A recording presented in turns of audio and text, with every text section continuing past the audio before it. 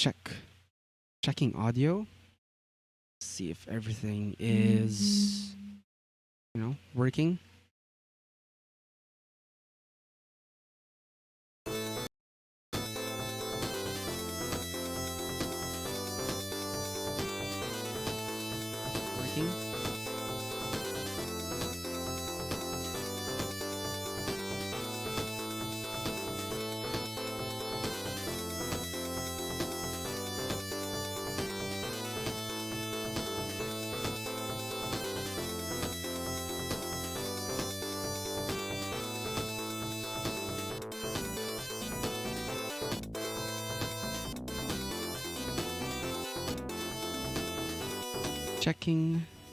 Checking mic.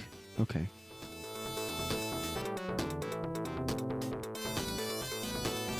So this is not a review. I've just been before we had to stream proper. Um, Let me know like how audio is, if I am coming through, loud and clear on your end. And yeah, like today we're just looking at an RPG, Forbidden Lands. We're not playing it. We are looking at it because I've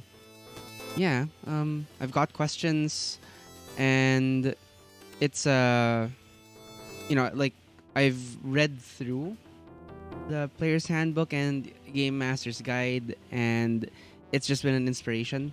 Like, and I wanted to, but I haven't tried like making a character yet, so I thought I'd do that today.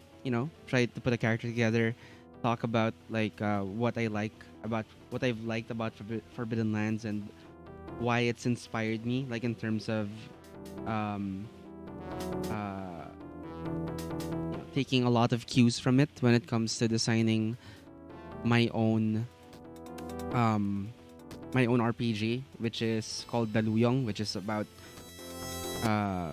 seafaring in Southeast Asia, like pre-colonial seafaring and living off the sea, like much like the Bajau people do. Um, so yeah, like I'm taking a lot of cues from this game. There's a lot that I like about it, and I haven't sat down really to like make a character, a player character yet, to see what that's like, because they do have an interesting character creation system. It's like a life path kind of system that you see in games it reminds me of this old, not old, but a bit of an old school game called Sengoku. They do something similar. So yeah, like I thought I'd go through that same process today, and the character creation process today, and just see you know, where that takes, how that feels like, and yeah, just hang out and chat with you guys. Welcome to the stream, bitches. Thank you for tuning in. Good afternoon to you too. So yeah, we'll start the stream proper in a bit. I am just going to yeah, I guess that's okay. Hang on. Let me put up a typing thing.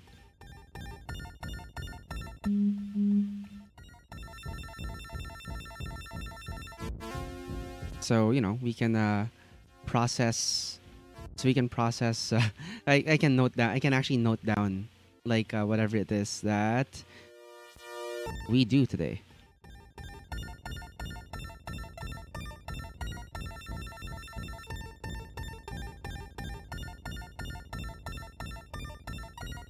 How are you guys doing? Let me know. Like today's been pretty chill for me. I like the progress I've been making with the Luyong. But I feel like taking the time to kind of explore this RPG that's turning out to be a pretty huge influence on it. Like should be a productive use of my time still. What do you like about it, Lichcasts? And welcome to the stream. Thanks for tuning in.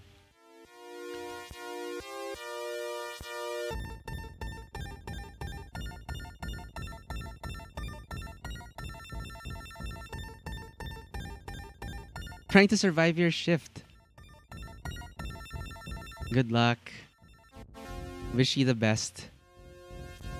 I know the feels.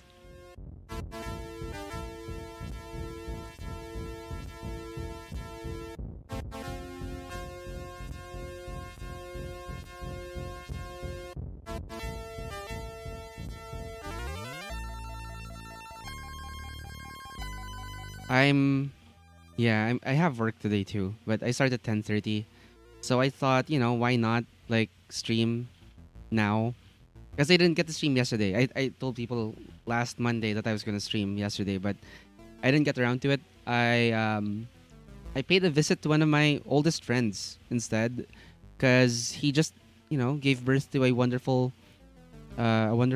baby boy last week, like he and his wife. So I was free yesterday, so I thought I'd come over, drop off some goodies, some ice cream for them, some goodies for the kids, some ice cream for them, and catch up. And yeah, that's why I missed the stream yesterday. So I'm making up for that today, and here I am. And bon appetit, Don Corpus. Thank you for tuning in. I hope are you messaged me earlier asking for some recommendations, like for cafes and stuff. Did you go to one of them? And like, how's it going? Sarah Samonte just subscribed for 10 months in a row. Thank you. Thank you, fellow Dicecast crew, Sarah. Your love is much appreciated. Anyhow, let's hit the um the stream proper, shall we? So, yeah, here we go.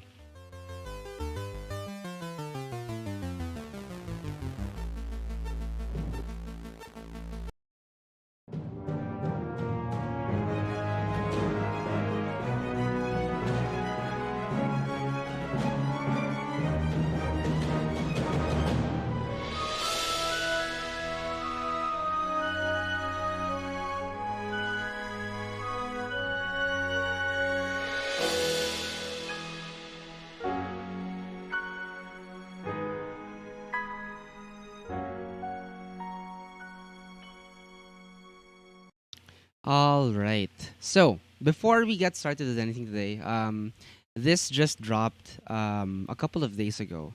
So we met these fine people at the very recent Session Zero, and they are, a local. Um, they are a local business that makes accessories, and I think stickers also for local tabletop gamers like you and me. So Briarwood Crafts and the Tavern, um, recently had a bit of a setback. Well, not a bit, a huge setback, in that um, a fire broke out in their apartment building, um, and essentially, like, really, not just affecting their business but affecting their lives. So I just wanted to post this on the show today in case anyone listening, like, to get the word out. These people need help. So they are looking for a new home, a new headquarters from which to, you know, to to live, and also, continue supplying us, making, making fine tabletop products for everyone out there, in our community. So the money that they're trying to raise, $400.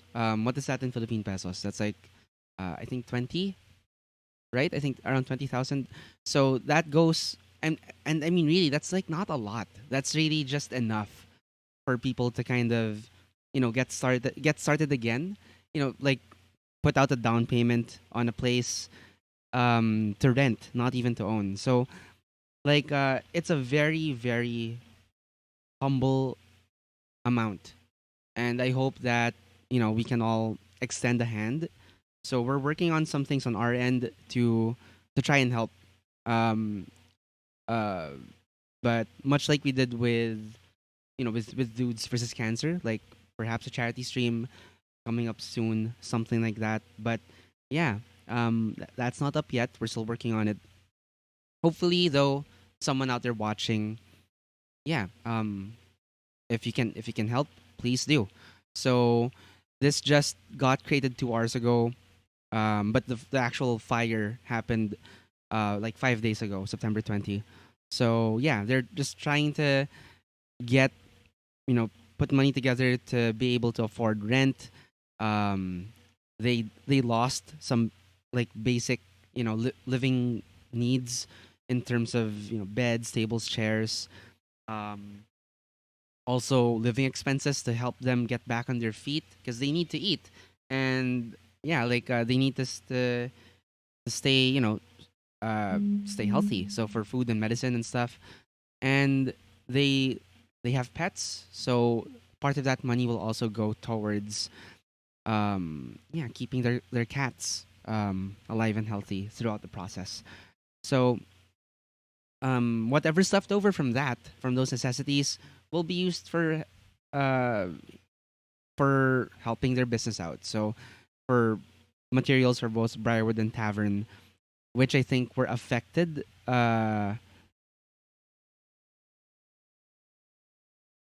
Actually, it doesn't say, but yeah, but this is all to help them get back on their feet. So if you can, I'm gonna put the link up shortly. Here you go. So help Briarwood and the Tavern get back on their feet. Links coming up across all chats. So if you want to help out, you can donate or you can get in contact with them. If you don't have an actual means of like donating through GoFundMe, you can contact Karen Vergara, who's the organizer. She has her contact info here right here on the GoFundMe page. So yeah, they yeah let's help someone out. They need it. Um, that aside, best of luck to Karen and the rest of the tavern and Briarwood. Briarwood. So, yes. I'm so sorry that happened to you. Yes, fire is the worst. I agree with Eric. I had a friend, same, like, not so much their utility closet, but yeah, I have a friend. He's a musician. He plays guitar for Bandang Shirley, and recently too, like, it's not a utility closet. It's really just like a storage room that just happened to have lots of paper, right? And there was an electrical, uh, essentially it was an electrical fire. Something must have sparked, or short circuited or something, and yeah, the sparks got on the kindling, the papers, and luckily, very luckily for them, the um the fire station was just down the road. So and luckily for them, my friend hadn't left his house yet. He was on his way out, but then yeah, he didn't leave. He got a bit delayed, so he was there when the fire started. He was able to call for help to get the the volunteer fire people just down the street to come over, with the fire truck and everything, and hose down that room before the fire spread out of it. But yeah, it still sucks. Like even just a room, right? Even just a room, um, even if the fire didn't spread beyond that room, that's still like damage to the ceilings. Like there's it's it makes maybe like that floor unlivable because of the smell. Um, and yeah, it's really unfortunate. Fire really is the worst. Hey, Artificity, thank you for tuning in. This is a GoFundMe for I don't know if these are the same entity or if they are separate um businesses, but Briarwood Crafts and the Tavern, yeah, they suffered a fire recently. So this GoFundMe just went up 2 hours ago, and they're looking for a very I think in terms of like needing like the amount. to get started and what they've listed for. It's very humble. Like for $400 US, that's 20,000 pesos. That's like it's not a small amount, but it's also not like outrageous. Like it's I would say it's like it's really enough to help people get back on their feet after something like this. So yeah, I hope that someone out there, people out there, will start helping out. Yeah, and we're also we're also trying to like think of like some other means on our end, like more than just plugging this GoFundMe page to help out. So yes, hopefully these guys, the community can kind of band together, help help these people out. Again, if you don't have a means of sending money through GoFundMe, you can always contact the organizer directly and work something out. That still helps. Okay, so on to the topic for today. We have Forbidden Lands. We're gonna take a look at it. I like the system a lot. I like the game a lot, and yeah, I just wanted to look through it and see what we can pick up, like point out things that I've picked up from it, and maybe we'll probably start with character creation, or maybe just like looking through the player's handbook first. So I wonder why it's not centering. Hang on. Ah, that's why. I remember why it's not centering. Okay.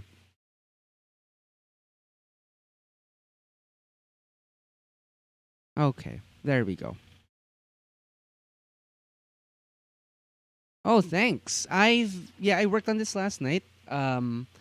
Largely because I anticipate that sometime soon I will be ready to run this thing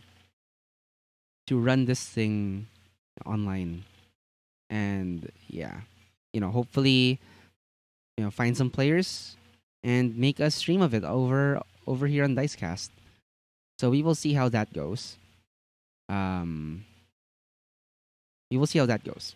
So yeah, so I've got like this sidebar over here on the right, but for when I've got players, I have this area up here, which should be able to house their which should be able to house their, what do you call this? Their webcams up here. So yeah, like I mean, I'm putting this. The offer is open to anyone who's on our Discord. Like um, I was going to be putting it up like dibs, to our dice friends over in Discord, and then open it up to maybe like another Discord server I'm on, and then eventually, like if I need more players, to on Facebook, as a public post. But yeah, if you are interested, like if you're tuned in now, and if you're not on our Discord server yet, um, I mean, if you're tuned in now and you're a Dice friend on our Discord server, yes, the invitation is open. Let me know. Let's try and work something out. I should. I'm just waiting on my schedule for the next couple of weeks to come in from work, and yeah, hopefully we'll find common times where we can put together, a game stream. I'm thinking like every 2 weeks. But yeah, not to get too ahead of ourselves. But basically, if you're interested, let me know. Let's try and put a game together. Not just a game, several games of um, Forbidden Lands. Um, Let me adjust this real quick. There we go. Yeah. So let's have a look. Let's have a look. So, Crownery says, Lichcast Eric slash Lichcast slash Eric says, that would be ace. And you're volunteering to signing up to play. Thank you. Um, Getting ready to run it also at an event in January. Yes, Can I try that too? Like if it's open to like the GM signups, I would like to apply. Just putting it out there. I want to try to apply. But yeah. Earlier question about what people like about Forbidden Lands. All right, let's list these down. So off the top of Crownery's head, number one, extremely simple initiative system. Yes, no overlap. No, like everyone has a separate turn. I like it. Two, random demon generator. Very true. Um, oh, dude, no. Like, if you wanted to run it, go ahead. I'm not. I don't wanna step on anyone's toes. Like, I just thought it might be fun, but like, if you wanna run it, like, you had first dibs. So don't let me, don't don't let me. I mean, I'm fine. Like, if you wanted to run it at that event, you never want to run anyway. Okay. We'll see. Yeah, let's talk about it at some point closer to January. Number three, best description of half elves in any RPG. I agree. I like how it looks at both sides of half elves. Right, half elves raised among humans and half elves raised among elves, and how they might be different in outlook and demeanor. I like that. I really like that about it. Number four, horrible halflings. On the flip side, decent goblins. Who would have thought? And number five, strongholds. Yeah, I like those two. Another thing I like is I think that's why I'm drawing from it to do my seafaring RPG. I like the survival and travel mechanics. I guess that's what I would say. Um, I enjoy about it. But yeah, um, the traveling, the survival, like camp, you know, like the delegation of responsibilities that you have as you're trying to move through the game world. I like those. I like those a lot, and that's largely why I was inspired to use those. To port over those mechanics, to borrow them for my own game. Um, Another thing is, yeah, conflict, like to extend on that point, like the legends stuff, obscuring history. I like that their random encounter tables are not just encounters with monsters. I love that they also reinforce the setting. Like the random encounters in this game are so flavorful. It's like you're not left in the air as a GM, like wondering, okay, what does this mean? That there's that we run into a rust brother, or yeah, there's always something. There's always like more than just a stat sheet and a monster to overcome. I love that about the random encounters, and hopefully that's something I hope to emulate too in the Luyong. Anyway, yeah, let's take a quick look at how you go about creating a character in this game, and then we'll go through because there's a short way, which is essentially um, just just following these quick steps. How to create your player character, choose your kin, pick your profession, decide on your age, attribute points, and so on. But there is another alternative too, which is called, it's a supplement called Legends and Adventures. Um, and basically, yeah, it is, it is a very, what we were mentioning earlier, it's like a life path kind of system for creating characters where it's randomized, not just the stats but also background, outlook, and yeah, the short of it is, thank you, you you roll randomly for your whole character, but it does offer, it does say either roll or choose, so it's just if not a way for completely randomizing your character, at least it gives you these nice guideposts that offer a little more versatility than what you get here in in the in the player's handbook. So yeah, let's go through it. Let's let us. Oops, sorry. Hang on. Got a message. Let me just check. Make sure this isn't anything important. You know what? I am gonna set up two windows for this. Um, so that I make the most of my screen real estate. Yeah.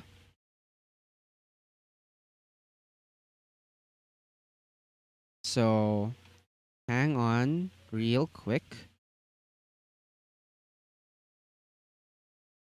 Let me just add that next one. So window capture. All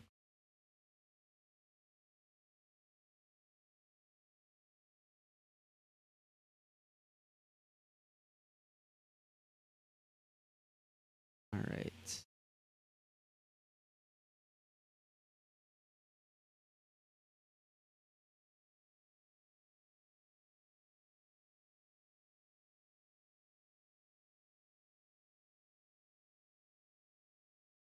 There we go. Yeah, much better. I hope that's better. Keep it here. Okay. Hopefully that isn't too zoomed out. Like, let me know if things have gotten like way too small. Let's see what that looks like when I'm typing. Looks pretty decent. Okay. Hang on. Excuse me. Don't you hate it when sneezes take forever to arrive? Hang on. Font size is okay. All right. I'm glad. Uh, that. Okay. There we go. So this is a slightly more detailed version of character creation in this game. Um, because yeah, you do. It's slightly more involved. Um, it involves a lot of rolling. So it was your fault.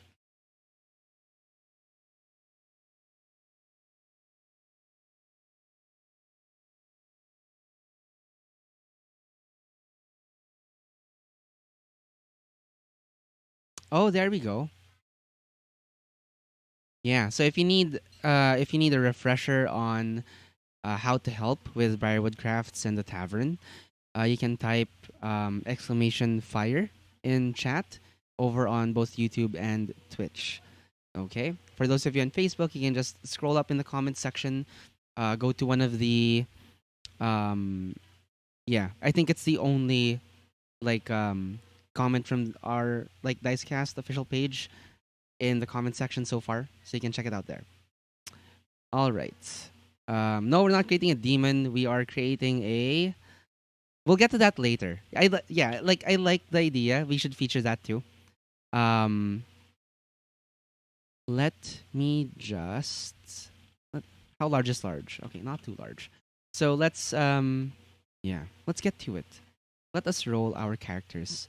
And in case you haven't noticed today, I've got this handy dandy dice cam up over here at the top of the screen. So what we can actually do, we can make this bigger by moving the rest of these screens down. Yeah. Roll 20. Calmly Writer, let's move you down too. And then dice cam, let's make you a bit more, yeah, a bit more visible to everybody. So this needs a bit of work.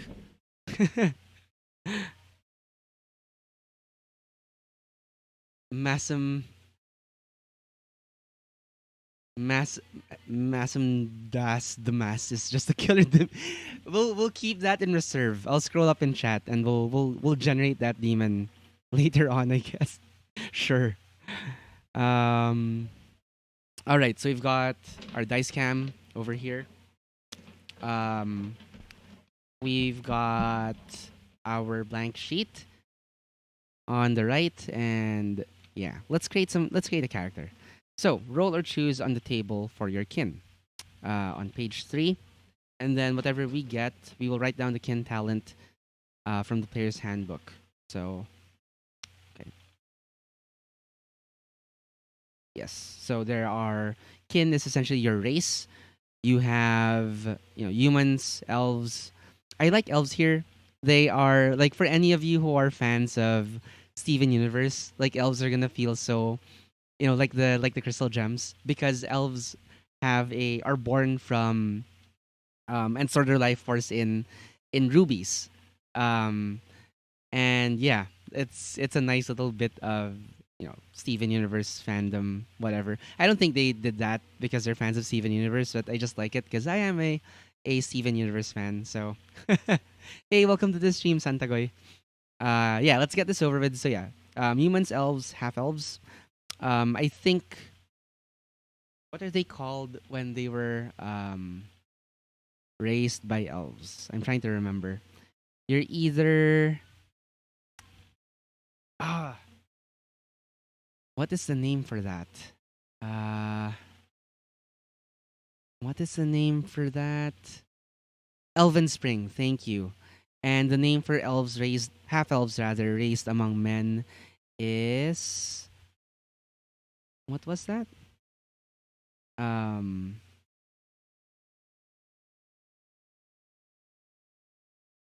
Trailers. Thank you so much. You are retaining so much more from your read through of this than me, because I've been doing it between calls at work. So, see, Eric, you should run it, not me. You should run this in January. You are the front runner to run uh this game. Oh yeah, I heard about that. I don't know, like, what the game's about yet, but I did see his post on Twitter.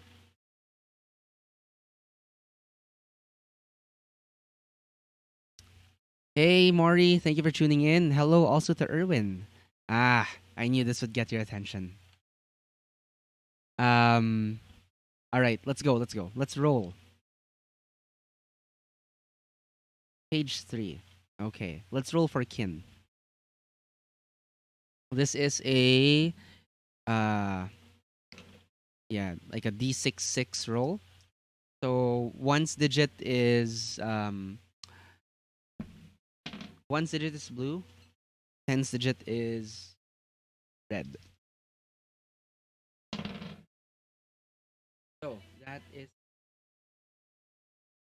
did I arrange that right over here? That's a 13. Let's see what we ended up with. We got the most basic uh the most basic probability ever, which is an Alderlander human. Okay. All right. Let's write that down. Fine. In 13, Alderlander human. What's happening is that I am I've mentioned Forbidden Lands, like, in, like, when I've seen about the Luyong and game design, and like taking a lot of inspiration from this game. I've been reading it over the past couple of weeks. So what I'm doing now is I haven't tried creating a character yet, because pen and paper isn't allowed at our station at work. I just have the books, so I haven't really been able to, like, sit down and actually try create a character, see what that's like, what, the starting power levels for characters would be. So yeah, I'm rolling up a character now. Also because this game features like a very interesting like RNG means for creating your entire character. So we're gonna go through that. Um, it doesn't have to be all RNG. Like, sometimes you can pick and choose. So there might be times when I will ask you guys in chat like what we should go with. Yes. Some background about the Alderlander humans is that these are the people who, um they're essentially, they are not the the good humans. They are Southerners who invaded like um, this land, this piece of land, the Ravenlands, which were really meant for the dwarves and elves. Because when the humans arrived on this continent, they already had like a a whole chunk of land that was apportioned to them. So the elves and dwarves actually like made space for the humans to live in, to live on, and they retreated northwards. And what happened was like these Alderlanders eventually, um, they realized that wait, like things got crowded, things got pretty toxic in their lands, and so they realized, hey, wait, there's remember that that place up north, and then they started encroaching on the lands of the elves and dwarves. So yeah, the islanders came first, but they were welcomed. They were actually welcomed by the elves and dwarves because they were essentially refugees from Alderland. And they were cool. They were like more in touch with nature. They had respect um for nature and the gods and stuff. So yeah, the elves and dwarves are cool with them. And then the Alderlanders kind of followed just because things got um packed, toxic and whatever. So yeah. So we are not the good kind of, well, not the best kind of human, I guess. Yes, the islanders were religiously prosecuted humans escaping Alderland. Exact. That's true. Um, worshippers of the raven, not the worm, right? All right, let us roll for our home region. So we'll use a black die for this. Let's go. So Alderlander human. That's the column we're rolling on, and that is a. I should like draw the sweet spot where I know you guys are gonna be able to see the die roll. That's a 2. So we are from the plains of Maldina. Okay. Home region. Uh, to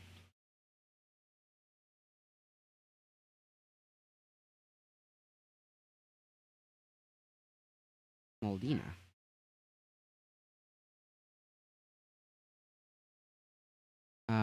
Why am I even recording the results? I mean, please. The plains of Maldina. Let's see if we can put up the map. So I like the map a lot. Let's put up that map. Um, this is a huge map. Like I don't even know how I am going to print this. So there we are. This is the game world, right? Oh snap. Okay. This is the game world. That's the coast. These are the impassable mountains to the south. Uh, forests and stuff, and right here are the plains of Moldina. So bordered by rivers, uh, marshland and lake to the northwest, forests to the northwest and southeast, and the ruined town of Falander over to directly west. Yep. So it's in the very middle of the Ravenlands. That's right. The dank wood where yeah, that caught my eye too. Dank wood. There you go. The dank wood. Where memes thrive, not just live. They thrive. Okay. Let's see. So we've got our home region. What are the steps again? Home region next. I guess we just keep following the it's supposed to be in sequence, right? So let's look at our childhood. All right, so that's another d6 roll. Let's go with the red this time. That's a 6. Hard studies. Okay. So we get some stats now from this result. So childhood is hard studies, which means we get strength 3, Agility 3, wits 5, empathy 4. We'll also get crafting 1, lore 3, insight 1, manipulation. Let's start listing the attributes and skills. Strength, agility, wits, empathy, and then skills. We'll put that next to the attribute relevant attribute. So 3, that's 3, that's 5, that's 4. Um and then relevant skills would be crafting 1. Lore is wits, lore 3. Insight is also wits, I believe. Correct me if I'm wrong. Insight 1, and then is where manipulation goes. Manipulation 1. Let me know if I got any of these like skill assignments wrong, and I'll correct it. So, what does hard studies mean? Hard studies means we are a learned man or woman, a learned man or woman took us under their wing and set us to studying the elder writings. The days were long, the learning hard, but in the end, we found that knowledge was the key to the world. Okay. Let me check the sheet actually. So the sheet is here right before the index. Insight is wits. It is wits. I guess that prevents the dump, not dump stat, the prime stat for being, in social combat for attack and defense. It kind of splits it between wits and empathy. Wits for defense, empathy for attack. Maybe that's a balance thing. So yeah, we studied under a learned person that took us under their wing and helped us study the elder writings. The days were long, the learning hard, but in the end, we found that knowledge was the key to the world. So we are learned elderlander. I wonder if that means we're enlightened too, and we know about the sins of our people. Um, yeah, Erwin, Discord chat, the Discord. When you post in the appropriate Discord chat, it appears on stream too. So there you go. That's one like easy way to consolidate all the chats. If you want to do that, which is one treat that we understand that not everyone wants to be on Facebook or social media, like JP. So yeah, like if please join our Discord. That's Dicecast dot show slash Discord. That should take you right to our Discord server. Um, I like that idea. Let's roll on the kin table again to see who the learned elder was. Artificity, life paths are great and really useful, and it's sad more games don't use them. I think it's partly because also it's a lot of work, and number two, like it can feel kind of prescriptive. I think if done wrong, right? Like y- eventually, like you're gonna roll up virtually the same character. There's a chance, you know. So yeah, let's roll. Let's see where our so again, blue for one digit, reds for the sorry, blue for the tens digit, and red for the ones digit. Let's say 20, 26. That means, ooh, our mentor was an Alcine. Asleen, rather, an Asleen human.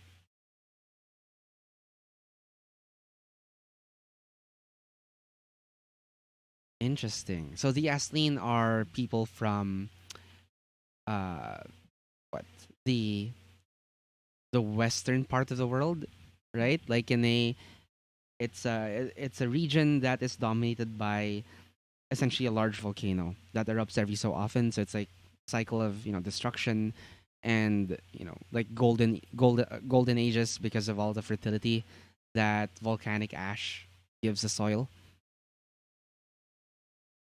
So yeah,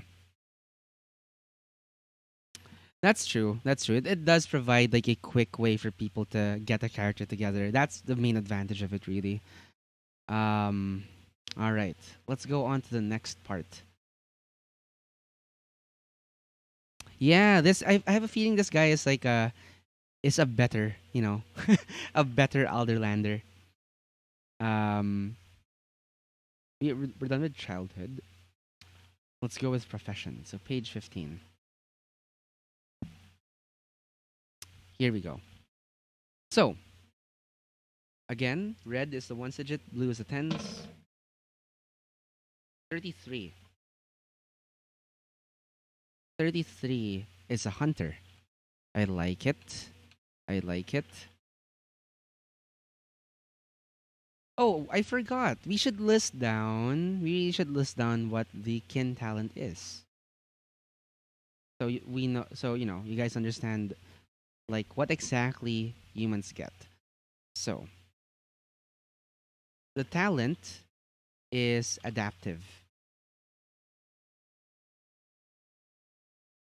And what that means is, uh, humans essentially, if we spend a willpower point when we're about to roll for a skill, we can roll for any skill. We can substitute any skill of our choice to achieve, to try and achieve that same result. But it should be, it should be um, justifiable. I guess you have to explain to the GM, and the GM will have final say. You should be able to explain to the GM how exactly you're able to adapt this other skill for what the skill you're supposed to be using. So, welcome to the stream, Eigen. Thank you for tuning in. Um, yeah. I mean, the benefits definitely outweigh the cons, right? Like for life paths, but it's just it can eventually, I guess, like after your nth time creating a character, it can feel a bit. It might feel prescriptive for some people. Um, adaptive. Spend spend a power point. Substitute a skill.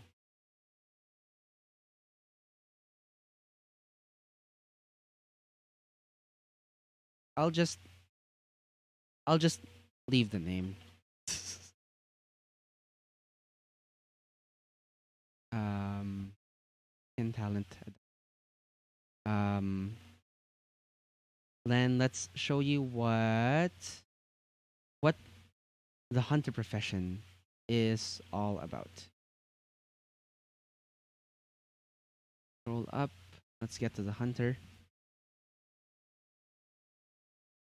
So yeah, there's a bunch of professions here.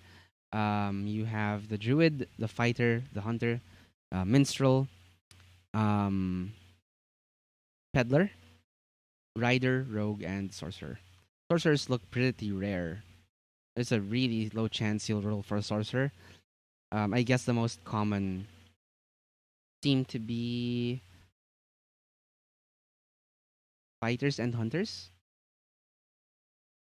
Hard to do the math, like when it's not base 10. This is a base 6, you know, base 6 numbers.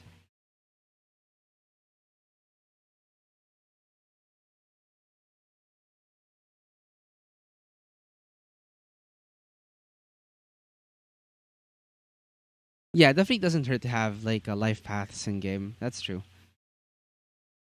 Um, yeah, I like how. Thank you, Eric, for kind of stitching the story together as we go. So because of they're learning, under the tutelage of this person who taught them the elder ways. Yeah, it feels like a hunter would have a healthy respect for the majesty of nature, right, and how to um live off the land, maybe um unobtrusively or like without really like damaging it, right? Okay, I like. So the hunter, the wild lands are your home. in the forests and the mountains, on the open plains and by the winding rivers. That's where you find inner peace. People say that the wilds are dangerous, they are evil. Granted, you have seen the monsters that roam the lands, but you know how to move unseen and unheard, and to kill effectively if you need to. And when you bring home your prey to the camp and it's time to eat, no one is complaining. You are a hunter. So, that is actually like a very tangible benefit of having a hunter. Hunters potentially can bring home the most the most units of meat, which can then be turned into units of food. Because when you roll for when you roll to hunt, the more successes you get, the more times you get to roll on a table that would designate your prey, and essentially, like um, you get more chances to target prey that yield more units of meat, which you can turn into food and keep everyone fed in at the camp. So yeah, it's this is hunters are very very useful. So okay, let's get back to this one. We're gonna go with the profession talent. How many times do I roll on this? Let's double check. Okay, just roll once for the profession talent because we do just. Oh yeah, we do just start with one. Um, hunter. Okay, let's go with the black die. Number five. That is hunter. Path of the forest. Path of the forest.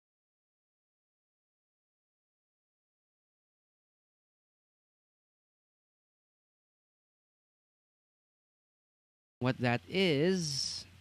Oh, excellent. I am. This character is shaping out to be a definite um, necessity.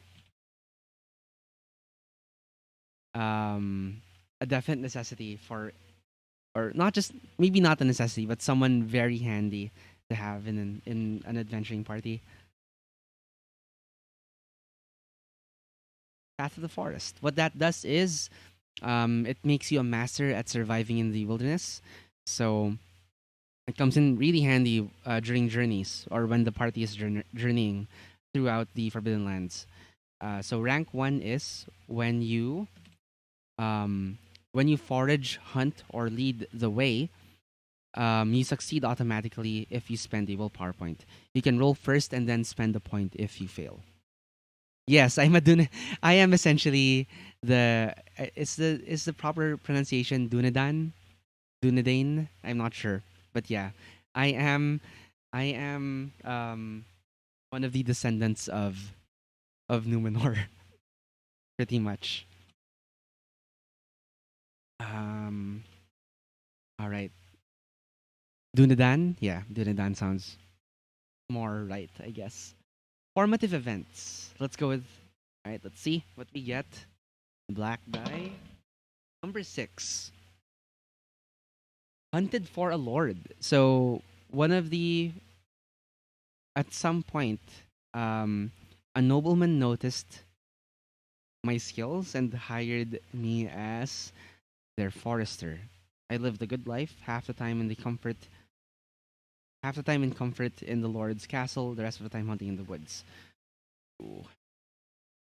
Yeah, this is turning out a lot better than I thought. Like it's not as sorry as it can get in this game, in this setting. So hunted for a lord. What's it called again? Formative events. Um,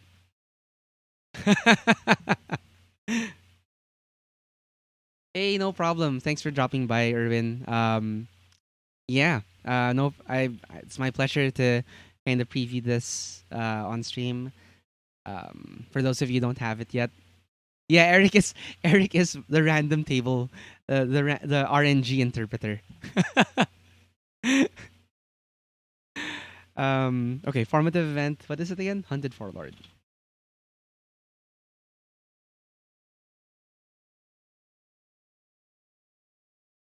All right, so That will give us some stats and a new talent. So some skills rather. So we get our first rank of marksmanship.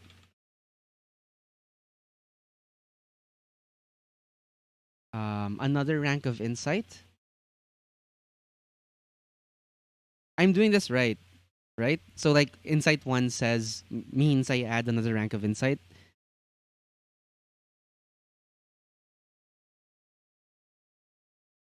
and then a talent. So let's just call it general talent, sixth sense.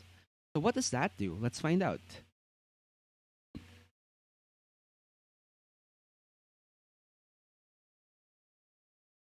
Sixth sense. Um, there we go. Sixth sense. The hairs on the back of your neck stand up when enemies lurk in the bushes. Hey, Eigen, you hear that? Someone in Singapore really liked Sea of Leaves. Congratulations, dude. For those of you who weren't at session zero. Session zero was a convention where it was all about locally made RPGs and the people behind them. Um, Eigen over here, the designer, the author of Sea of Leaves, was the first to sell out his wares of the day. And apparently, it's reached Singapore, where a friend of Eric apparently really likes it. And there you go, dude. Okay, Sixth Sense, rank one. Your scout roll is modified by +1 when an enemy tries to ambush you or when they perform a sneak attack. Cool. This guy is gonna save lives. This guy's gonna save lives. We don't even have a name for him yet. How many formative events do we get? Oh, I forgot to write down the gear. Okay. Let's receive a well-sewn cloak, a sleeping fur, and a short bow.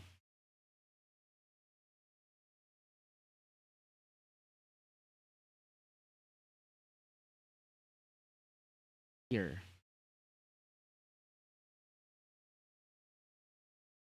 cloak, sleeping fur.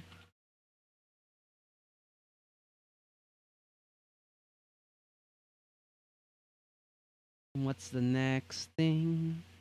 What's the next thing to roll on? Oh, do I roll now for how I met the other characters? Is that the next step?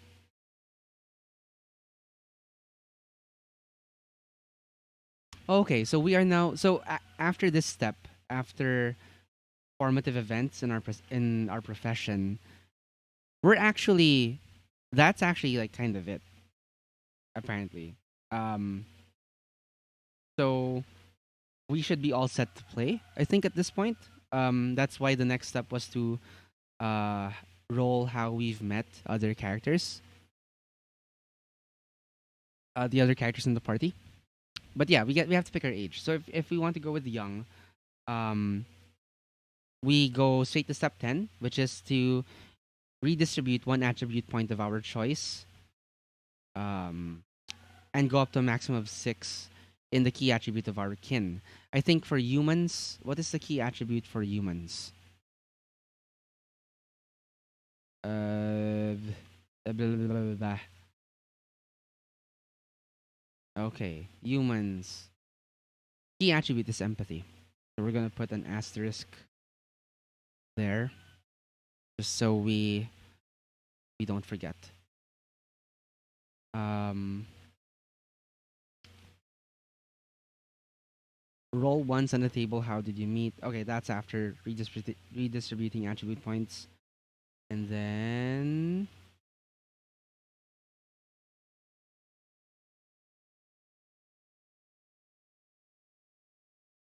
rolling a dice for pride, dark secret, and relationships with other adventurers.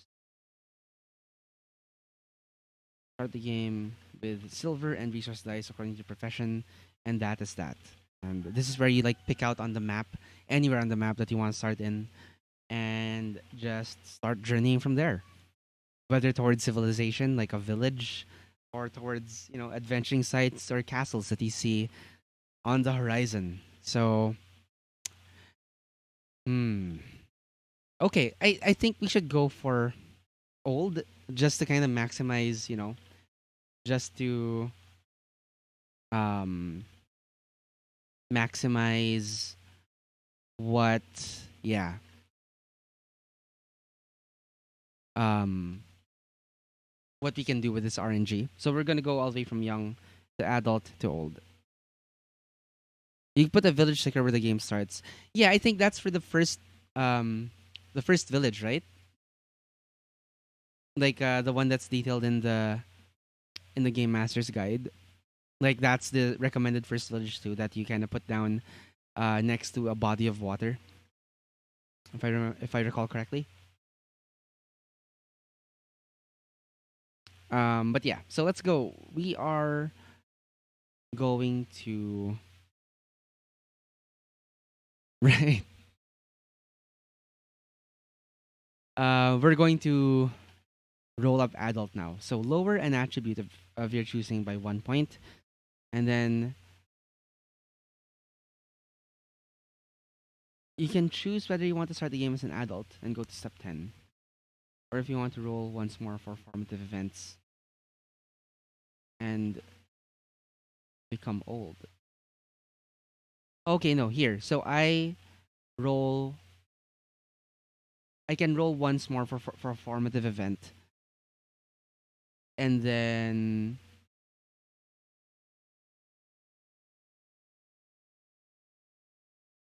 go to step 8, where I will lower an attribute. Okay, that's the wording is so confusing. So, okay, so I'm now young. I'm at step 7, and then if I can roll one more on step 6 to become an adult, and then when I land on step 8, I then lower an attribute. Right. Okay. So let's go back to formative events.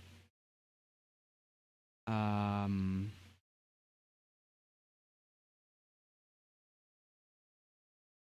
there we go. Right. 6 again. What do I do? Um, I am gonna. Your aging stops. um, I'm just gonna re-roll. I'm just gonna re-roll. 1. Hunted the beast. Okay, the hunt was everything. You tracked the beast over land, water, and mountain. At times the roles were reversed. Maybe at times I was the prey. So, ooh, I like that.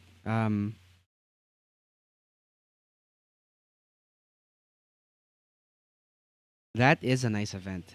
So maybe like this was a beast that massacred.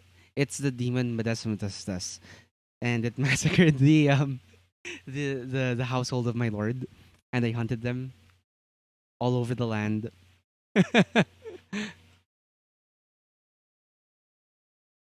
All right, so what do we get from here? We get melee 1. That's definitely under strength.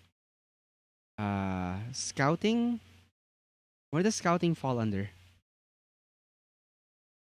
Uh, wits? Is it wits? I think it's wits. Scouting 1.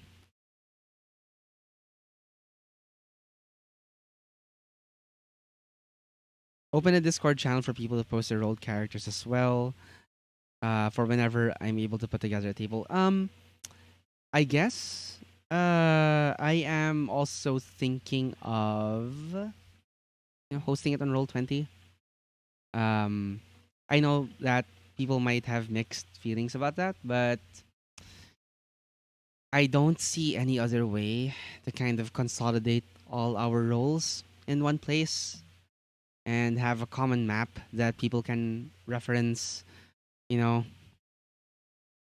It's it might be a necessary hassle to go through. So yeah, I'm thinking roll 20. Yeah, that's what I loved about it too. Like I put the entire map. I've already put up like a roll 20 um campaign page. Um that's what I was doing last night aside from the overlay. I got the groundwork started on a Forbidden Lands campaign on roll 20. So the map's there. Like the next bits of work you have to do is to, import um the cards, the sticker, like the stickers that would go on the physical map, stuff like that. So yeah, it's it's there's a lot of work before this is ready. Lots of work to do. Okay, where was I? So Spear Fighter. Okay, Spear Fighter 1. Let me know if scouting should be anywhere else, but I'm pretty sure it's supposed to be in like here in Wits. Um, Man, I would have loved to have won an archery competition instead, because sharpshooter is a really good talent. But yeah, let's check out what spear fighter offers us. And since sharpshooter should be next to it anyway, what we're missing out on.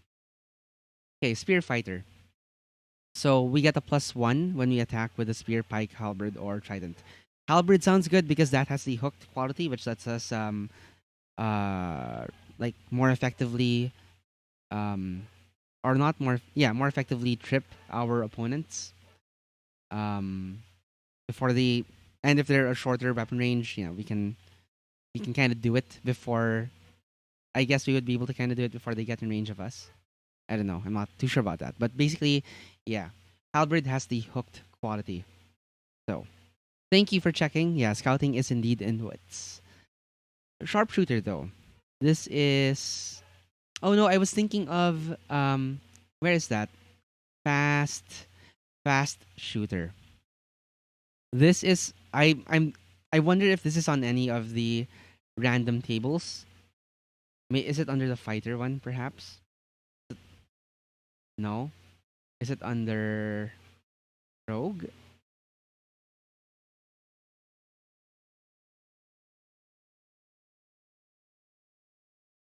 Oh, that's something. Like it's not part of any of these random tables.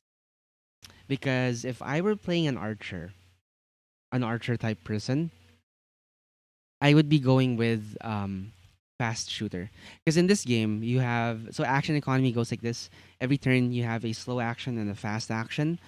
Now, in order to use a bow, you need to use your fast action to ready weapon, right? To knock an arrow.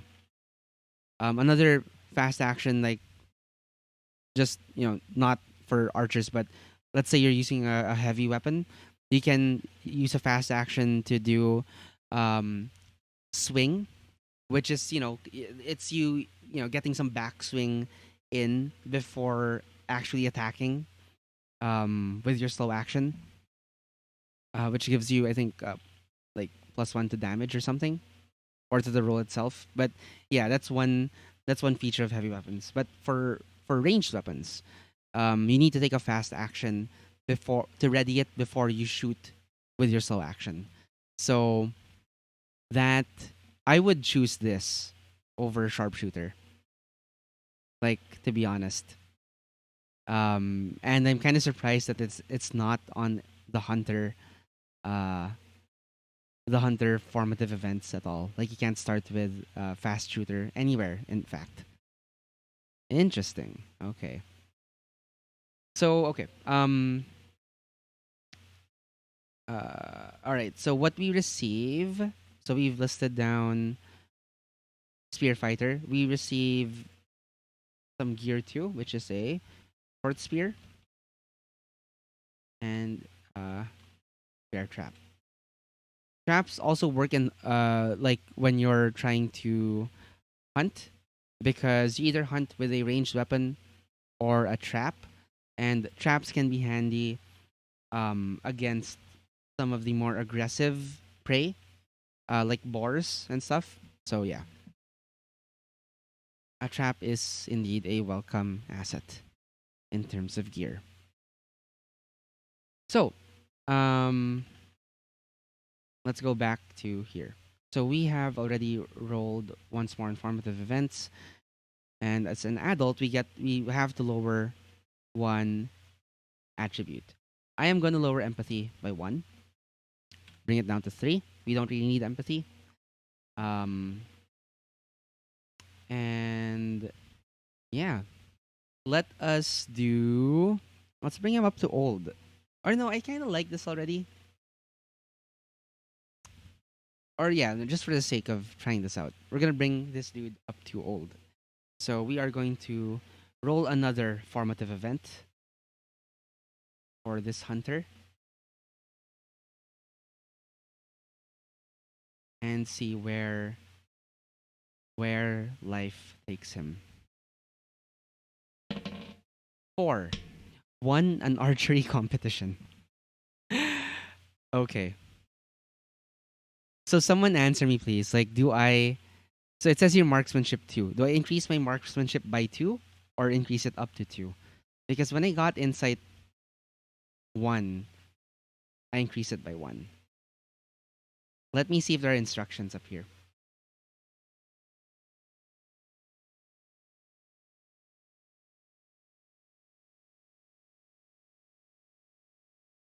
Um it doesn't really say like what you should do. Are you supposed to add them together? Are you supposed to, you know? Hmm.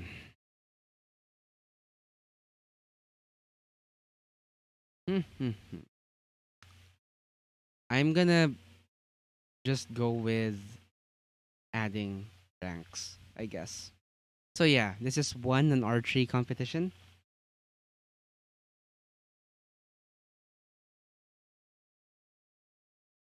Um,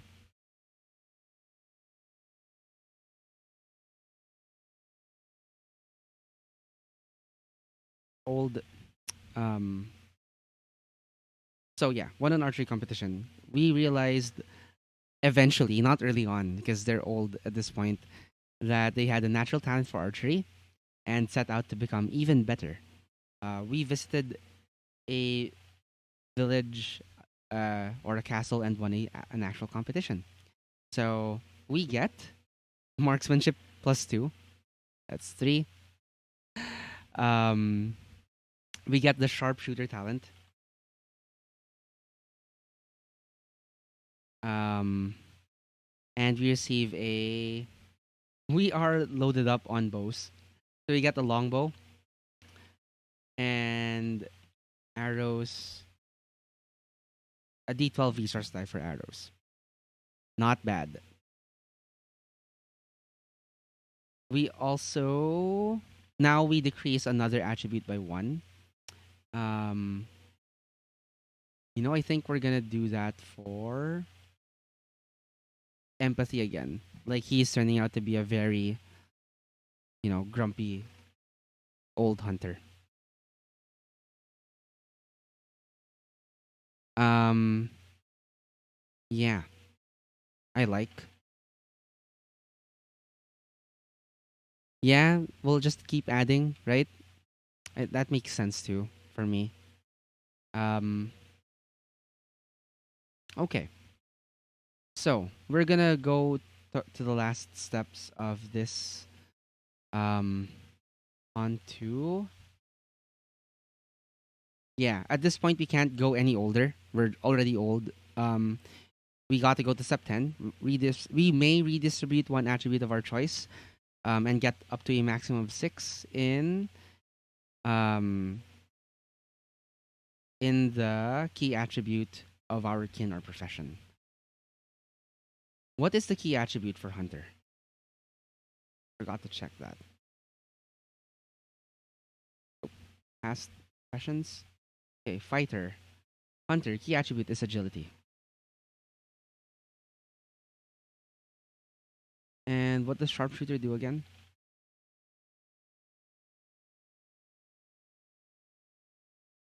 Sharpshooter. Okay, so we get attack rolls modified by +1 when we shoot a bow or a crossbow. I feel like I like keeping wits at 5. I don't feel the need to rearrange these. I like that their best feature. Oh, you know what? Sure, let's just go wits 4, agility 4. So yeah, like they're even Stevens between like being, like GM exposition and hitting the mark, like hitting the bullseye. Man, this is a pretty nice, like well-rounded character, I would say. I like it. Um since we don't have other player characters with us, I don't think let's just have a look at how did you meet. So let's go to page 24. So the way this dude would meet the other PCs, I guess um or wait, how many times do you roll on this? So everyone rolls once on the table except for one player. I guess that's the last player. And yeah, those kind of tell a narrative of how the whole party was formed. The edge of Dankwood.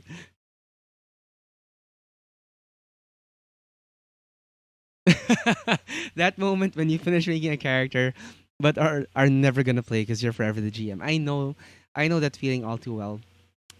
I'm lucky. That's why I'm lucky. Like when JP decides to run games sometimes, because I actually get to play. Um, but yeah, I am also forever GM. So yeah, let's see. Let's roll for sure. Let's roll for like how my character, who is as of yet unnamed, and Eric's character would have met. Fine.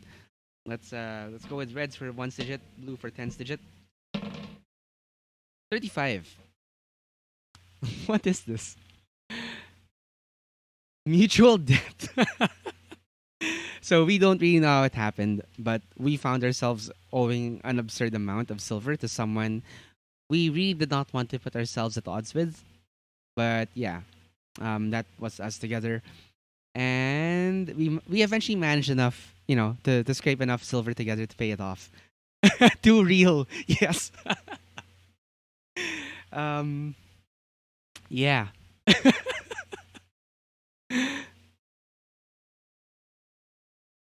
So I'm just gonna put that down is how did you meet Eric's PC?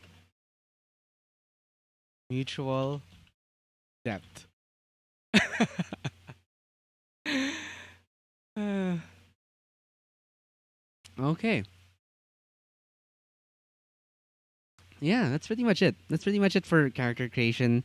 Other things in this document include, generating legends. Um, there are also rules eventually for generating your own monsters. Like if you ever need a random monster, which is still different from, you know, uh, demons. Demons still have like a base template that's a bit more specific. This is if you need like to introduce something new, I guess, that the game doesn't offer yet. It lets you generate a monster. I guess, the only place where it would fall up short is where it would come up short is um, monster actions or monster attacks, because these are just pretty generic. When you look at the actual monsters in the game, so let me just show you guys a quick preview of what monsters are like. So they come with some like AI, right? Um, so yeah, I guess we'll make. How do you even say this? Massum Massum Das the Mass. Massum Das the Mass. The demon. um yeah. So you have okay, here, Death Knights. So whenever the monster takes an action, it's time for them to attack. Instead of like deciding as a DM like what would make the most sense, you just roll a d6 and that's what they do. So for Death Knight, in combat you would roll a 6 and it gives, it it attacks a character within your range with screaming phantoms that um, gives them nightmares. It's a fear attack with 12 base dice. Yikes. So sure, let's make Massum Das the Mass. Massum Das the Mass. The demon that my hunter hunted down. Let's come up with a name for my hunter first, I guess. And I wanna show everyone like what the weapon stats are, you know, things like that. So let's go with human. One, two, three, four. One, two, three, four, five. There are five names here. We're gonna go with um. I like Orvald. I'm gonna go with Orvald.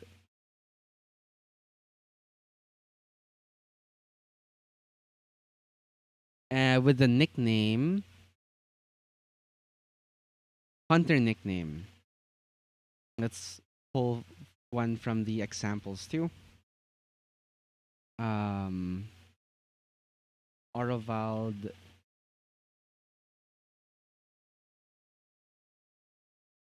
I would say, oh, dude, the Red Fox.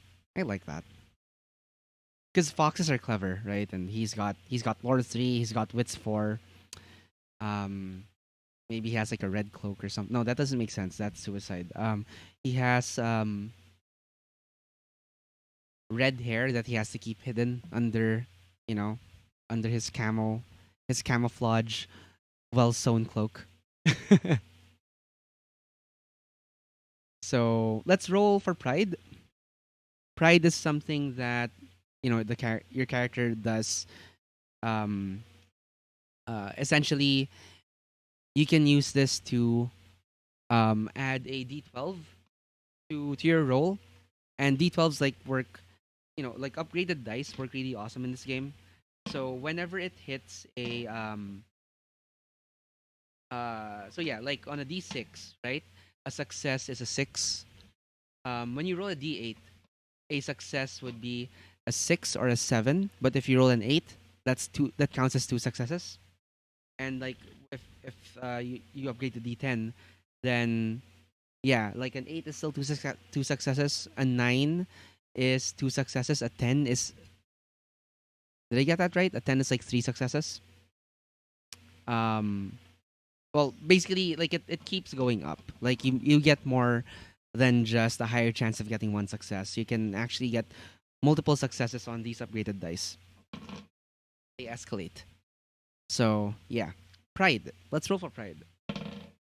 5. Yeah, that's why the actual dice are really handy and make things a lot easier.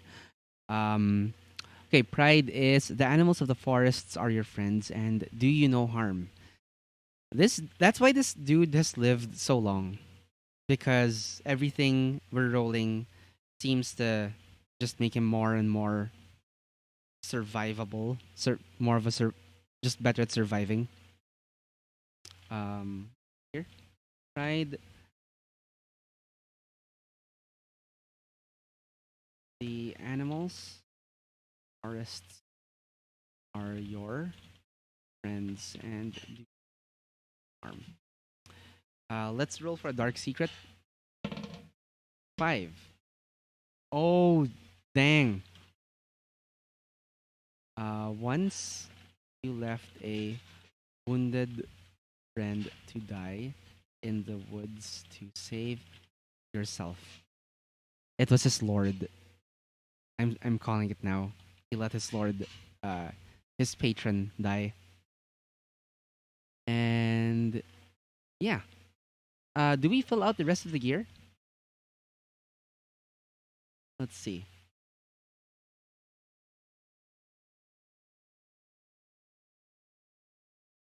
Okay, the gear is already handled by this, so we don't get any of this gear, but we do get the resources. Yeah. Um. Yes. Silver and just that. Okay. So, um,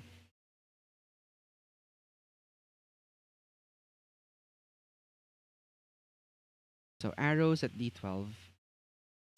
Um, food at D8.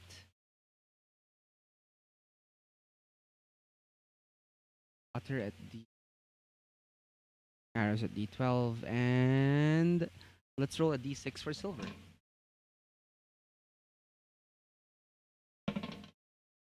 2. 2 silver. Oh yeah, relationship. So let's roll for relationship dice as well. This is for Eric's character. Eric's character's role for me says, "I despise what I despise what they do, and I think I'm better than you." That's what it is. It's not the other way around. It's not that your character despises what my character does and thinks that they're better than me. It's it's from the perspective of my character. That's funny. 6. Oh, you do roll for silver. You do roll for silver. You don't roll for food, water, or arrows, but silver is a roll.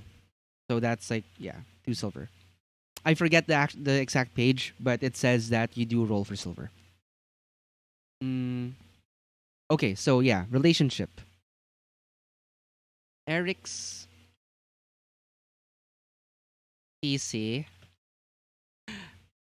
has no respect for nature and its creatures.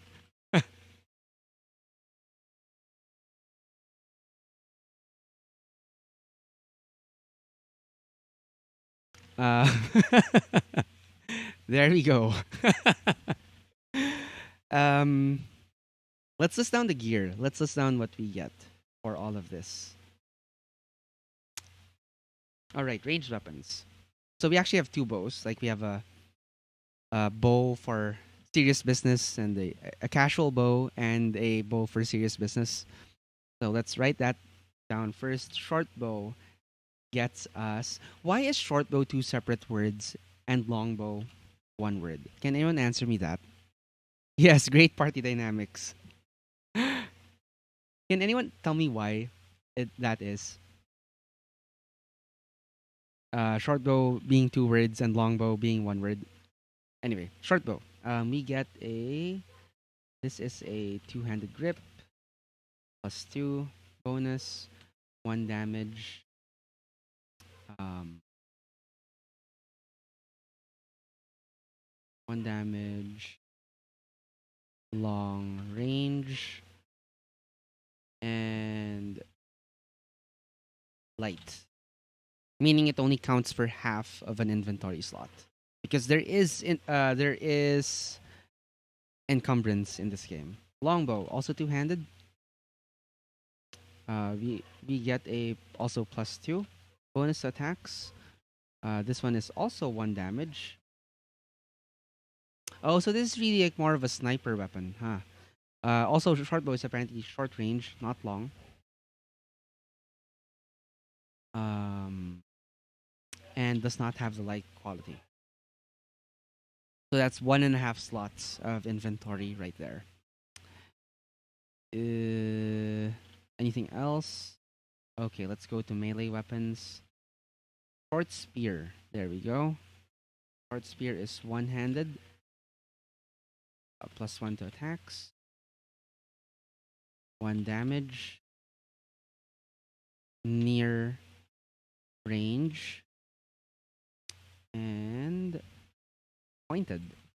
So we can stab with it, which makes it it's an advantage when um fighting against characters enemies without who wouldn't be able to effectively parry. Like this is harder to dodge, harder to avoid. Um, I want. Are there stats for the bear trap? Are there stats for the bear trap? I don't have armor. Yikes! I didn't get armor. That's not right. I should have armor, and I can't afford anything because I only have 2 silver. What the? Why does this life path system not give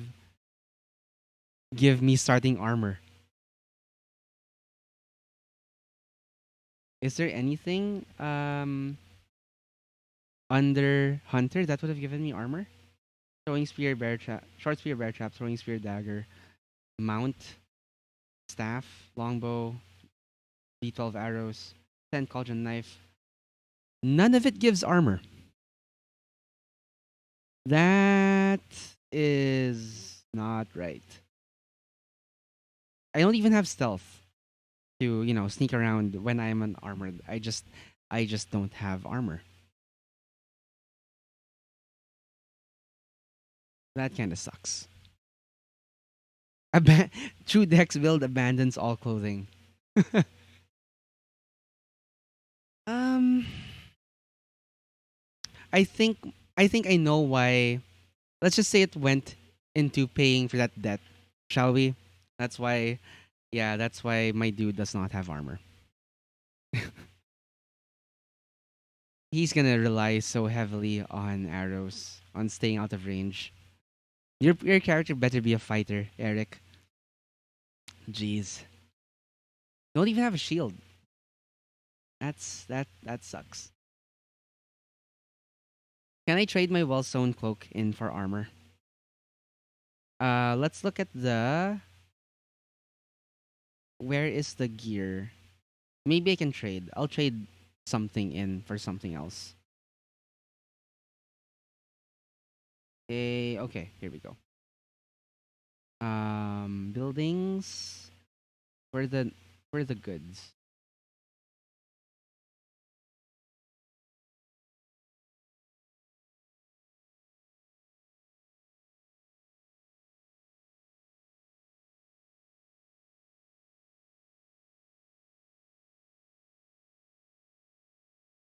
Um, hmm, hmm. Okay, let's see if I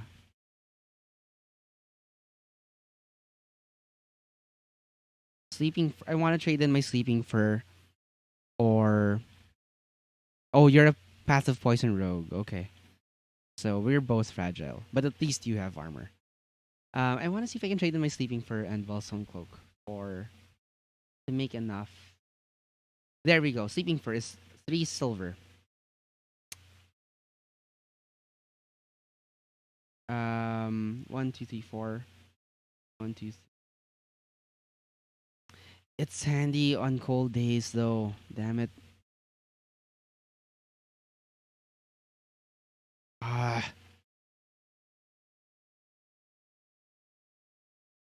even a sorcerer can get armor via life path. Does this game hate hunters? Yeah, I can't let go of the fur. Maybe the cloak. Where is the cloak? Here. How much would the cloak cost? How much can I trade it in for? Cloak. Let me know if I miss it. Cloak. Bear trap is 5 silver. I'm okay trading in the bear trap because I can hunt with the bow anyway. I'm trading in the bear trap, getting 5 silver. We're up to 7 silver. Um, how much for the cloak though? I just want to know. Cloak.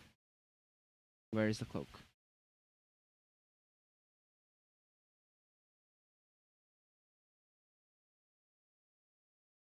Well sewn.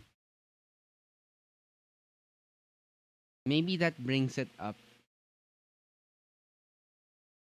I would need a DM to referee this, but I don't know. Like the cloak is 2 silver. I'm guessing a well sewn cloak is like a bit more expensive than 2 silver. I'm gonna roll. I'm just gonna roll 1d3 for how much more this cloak can get me. Okay? Double? Okay, I'll take it. Because I rolled a 1.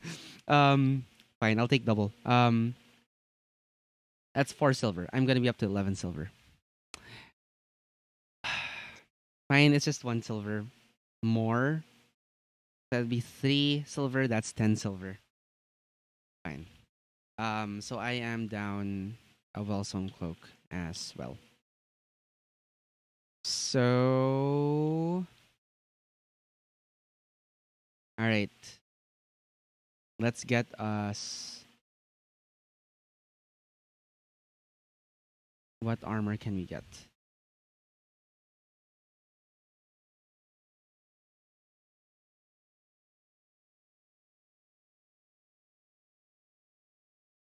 I am gonna get me a studded leather.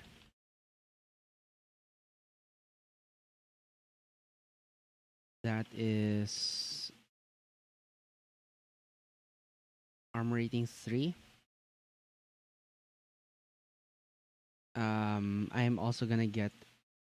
Wait, so that's 6. I am gonna get an open helmet, or no, a studded leather cap. Yeah, we're gonna cheapskate because yeah, studded leather already cost us 6. Um, no, you know what? I'm just gonna get leather armor. That's armor rating 2.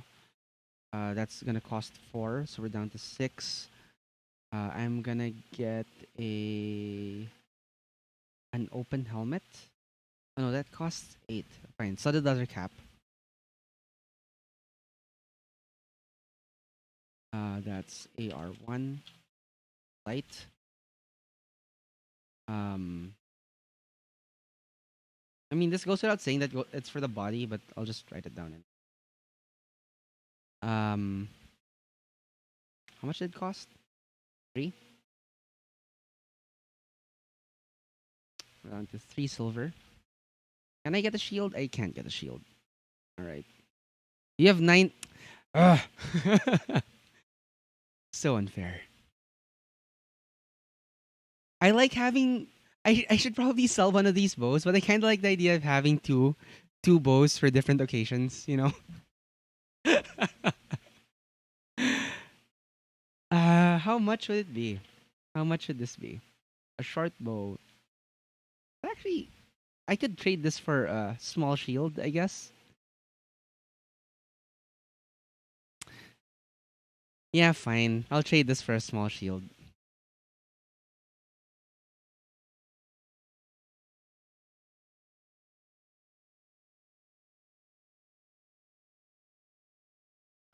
That's 6. I think that was both. Those are both 6. Yeah, small shield. That's a +1. And it's light. uh,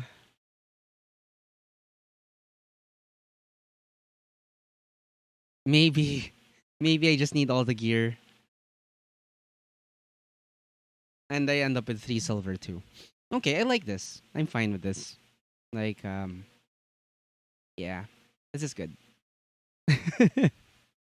So this is Orovald Red Fox, an Alderlander human. Let's consolidate everything. Um, uh,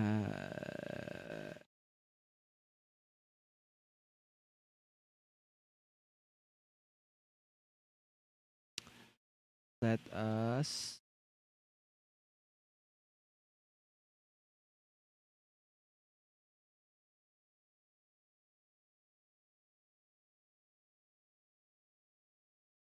Let's put all the talents together. Okay, so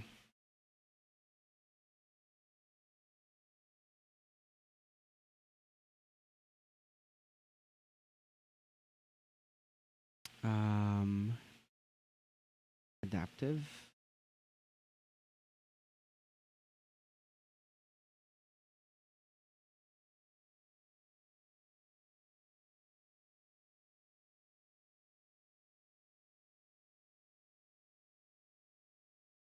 Let's. Where is the profession talent?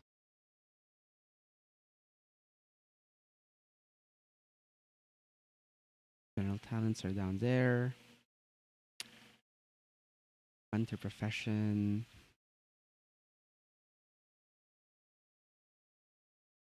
Okay.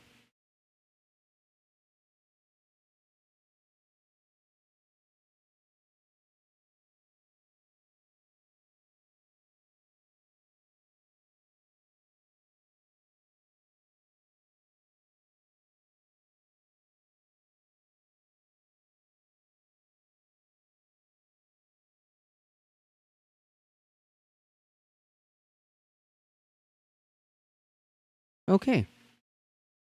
Yeah, I think that's that. So, Red Fox is an Alderlander human who is a hunter of old age from the plains of Moldina, whose childhood was spent in hard studies under the tutelage of an Asleen mentor. Um,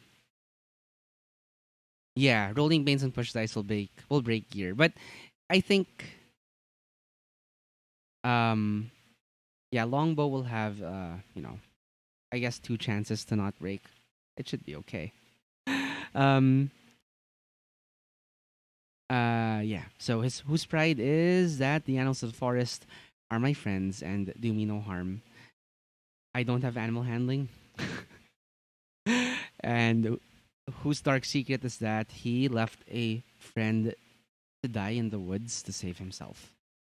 Um, yeah, crafting strength 3, crafting 1, melee 1, agility of 4 with a marksmanship of 3, wits of 4 with a lore of 3, insight of 2, and scouting of 1, and an empathy of 2 with just 1 in manipulation. So he's not that good of a liar, but he can get by. He's adaptive like all other humans. As for being a hunter, he is especially good at journeying through the wild and surviving. He is a talented.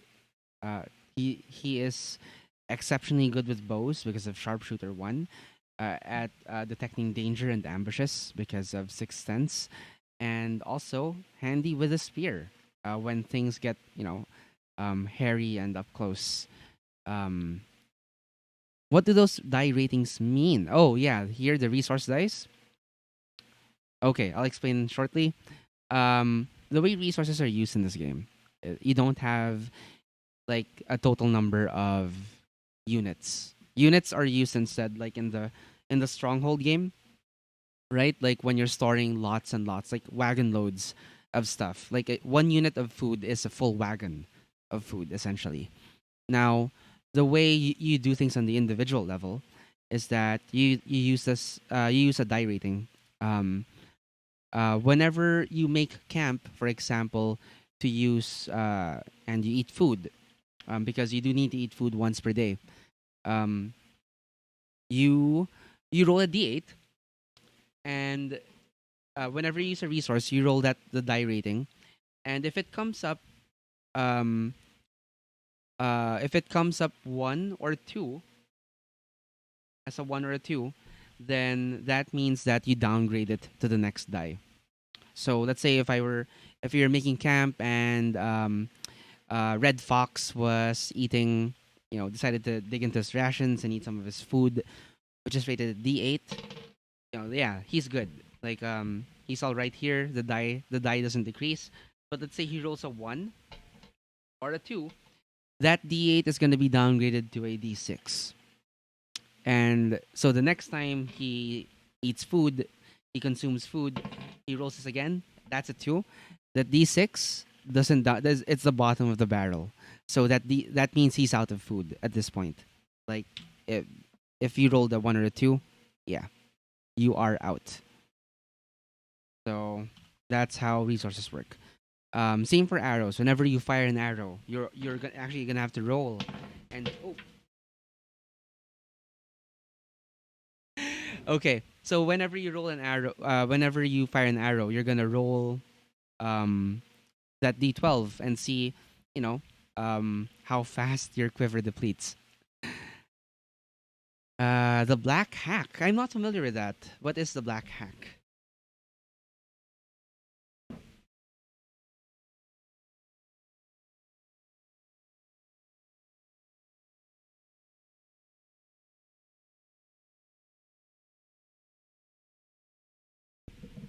The black hack. I've never heard of that before, but yeah, like if anyone's familiar with it, yeah, please chime in. That would be sounds like an interesting game.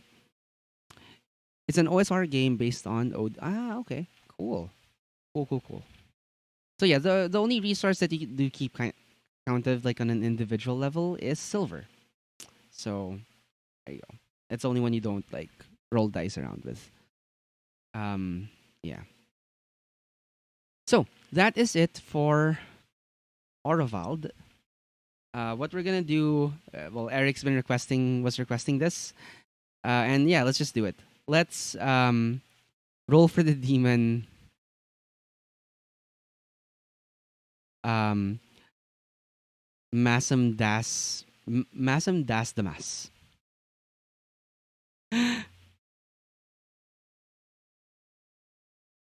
The demon Massam das Damas.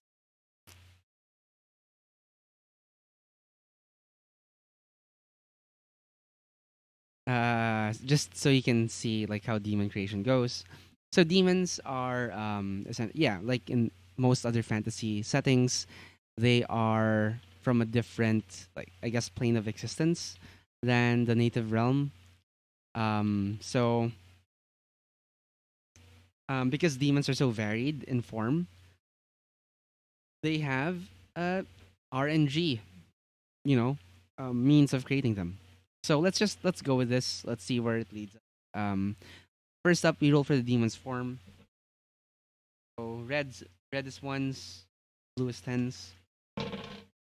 62. A giant crab. Mass the Massam Das the Mass is a giant crab, apparently. Um, let's roll for their strength. That's a d6 plus 5. 7.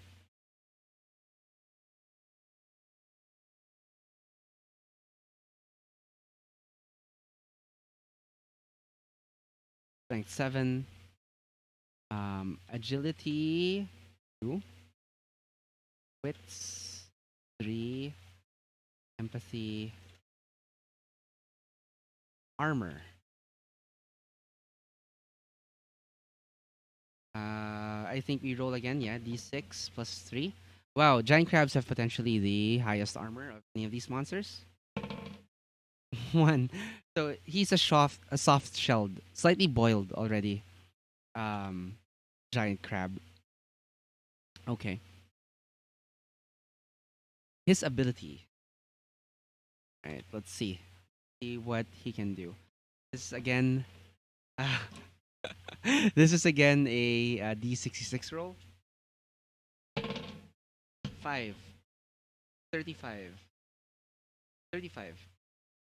Um, a feathered giant crab. Okay, feathers. That increases the armor rating too, though. So 2 from feathers. So it's a giant feathered crustacean of some kind. I kind of like. I'm gonna change this from crab to lobster, just because, like, that's my band, Twin Lobster. It's my namesake on Twitter, which is why it's my namesake on Twitter, Mark Lobster.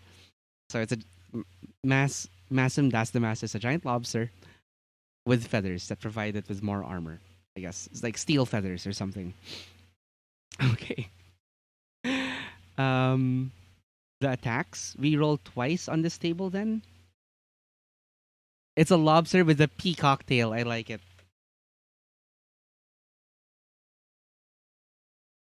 Steel feathers.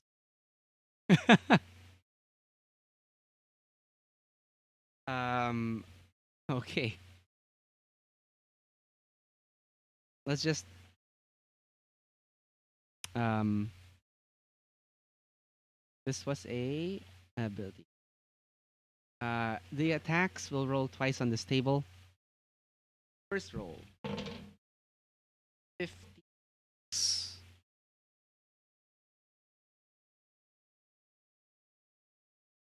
What? I'm guessing that's 52 to 56 because we just fell through the cracks on this table. It's 52 to 55 and then 61 to 65. Unless that means, this actually meant 56 to 65, then I would get to roll 3 times for the attacks. Um, yes, please. If you can double check. Is have they because this is like from 2 weeks, 2 or 3 weeks ago. Like, have they updated the drive through page with something new within the past couple of days that I didn't know about? Hang on. Let me open. Yeah, let's open drive through RPG just to be sure.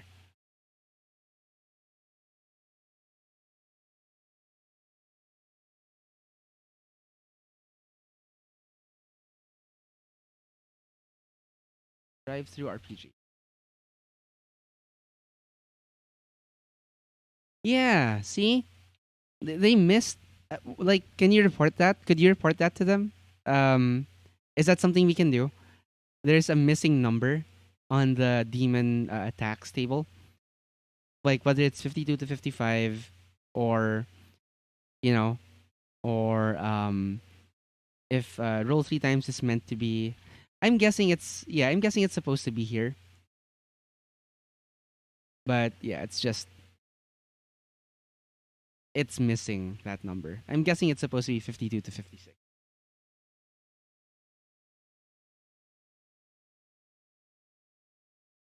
Yeah, it makes the most sense because yeah. So we'll go with that. 52 to 56. So this is going to be an attack of a heavy weapon type of attack. So this lobster doesn't just have claws. It's not content to attack with its claws.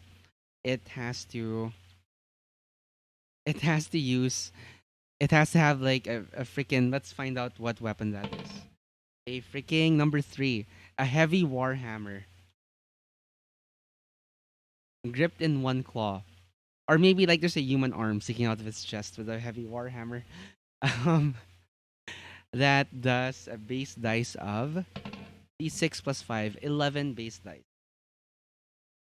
of attack. Um wow. At arm's length.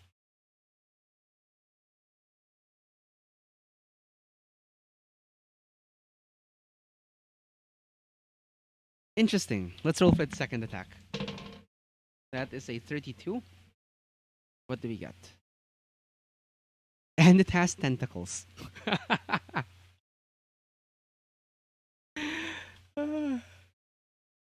this is such a crazy. This is such a crazy feature. Tentacles that have a base dice of okay, 1 plus 4, so 5 base dice.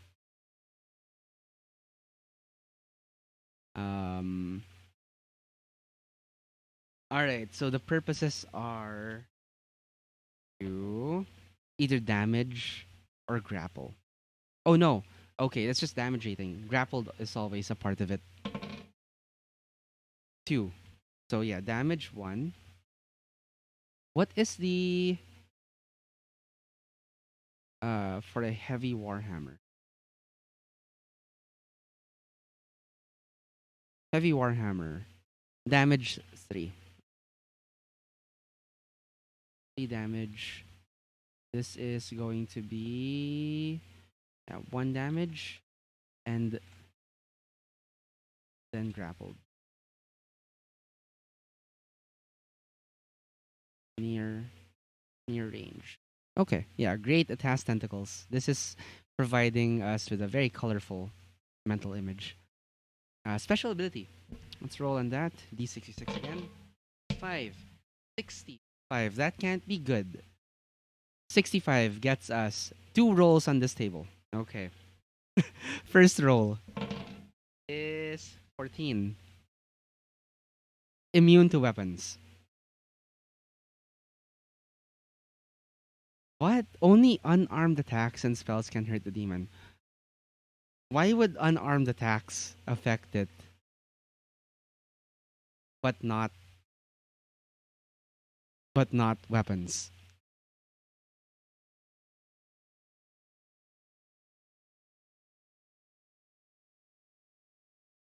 Oh, because like he's slightly boiled, right? So like unarmed attacks would be, cracking cracking the joints to get to the meaty, to the yummy meat inside. that's why he's not invulnerable. He's not immune to unarmed attacks because you can actually like eat him like a boiled lobster. This sounds like something from the Random Esoteric Monster Generator by James Raggy the Fourth. Who's that? Yeah, you don't use utensils when eating lobster, dude. Yeah, it's meant like when you're eating like boiled crab or lobster, you're supposed to eat it with your hands, and that's why he's not immune to unarmed attacks. um, okay, it said roll twice, so let's see what the second one is. That is a 42, and he regenerates. Okay, regains D3 strength every round. Wow. Wow. The weakness. Let's find out how you can act. This is sounding like a very intimidating demon, but there must be some way to bring it low. I'm hoping it's fire. I'm just hoping it's fire, so that it's like the full on cooking a lobster kind of thing. Or children. Children would be funny too. 15. It's fire. um, Fire weakness takes double damage from fire. How apt. Uh, yeah. Yeah, fire being cooked is its ultimate fate. That is our takeaway from it.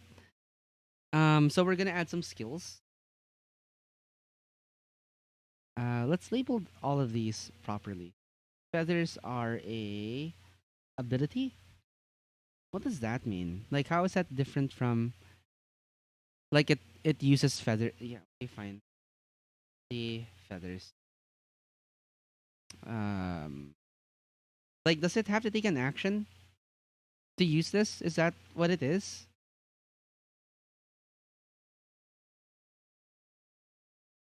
Anyway, um, yeah, let's roll for skills. So it says one each for scout, sneak, or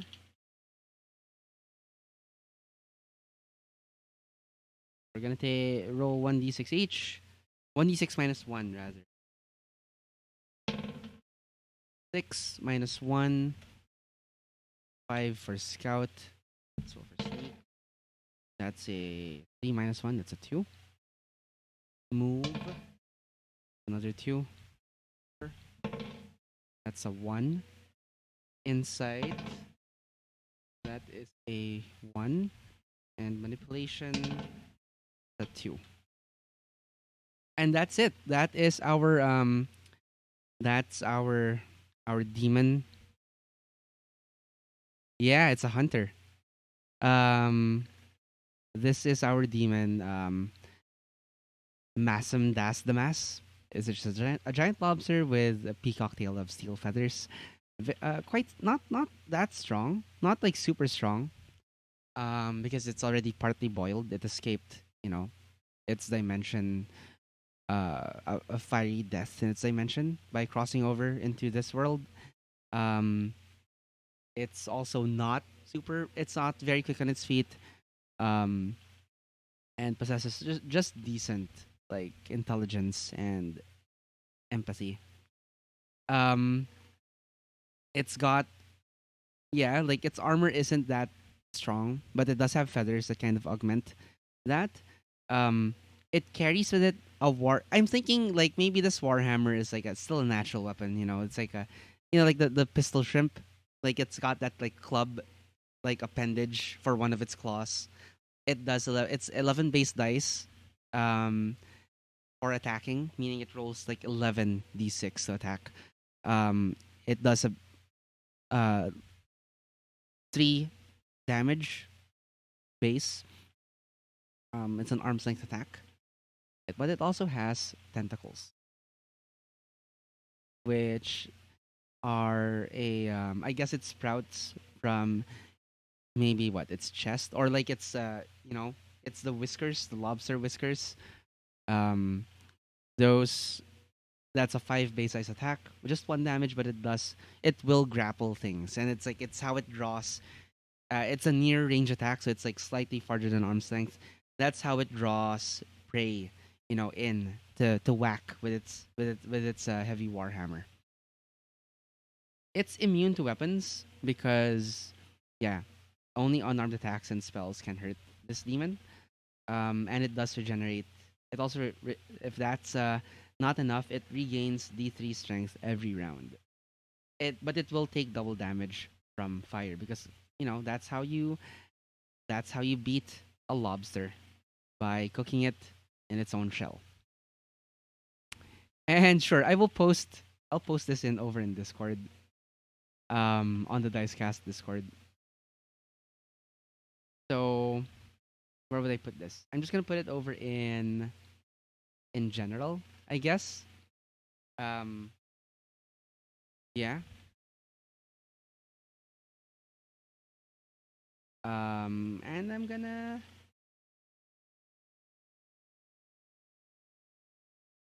yeah. Um, it's just over in the general channel on our Dicecast Discord. There you go, Eric.